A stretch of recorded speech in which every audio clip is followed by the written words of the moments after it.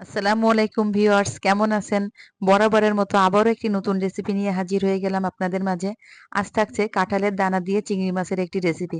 আমি এখানে কাঁঠালের দানাগুলা বেছে কেটে ধুয়ে পরিষ্কার করে নিয়েছি।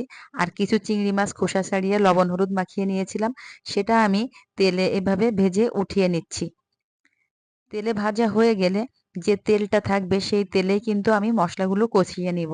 এখানে আমি ১ কাপ মতো চিংড়ি মাছ নিয়েছি আর ১ বাটি মতো আমি কাঁঠালের দানা নিয়েছি।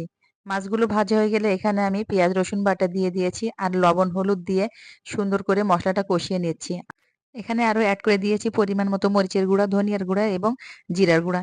এরপরে কাঁঠালের দানাগুলা দিয়ে কষিয়ে সামান্য পানি এড করে দিয়েছি। আর পানিটা যখন শুকিয়ে যাবে তখন আমি চিংড়ি মাছগুলো দিয়ে একটু কষিয়ে পরিমাণ মতো পানি এড করে দিয়েছি যাতে কাঁঠালের দানাগুলো সিদ্ধ হয়ে যায়। এরপর যখন ঝোলটা কমে আসবে তখন নামিয়ে নিলেই রেডি হয়ে যাবে দারুণ মজার এই রেসিপি।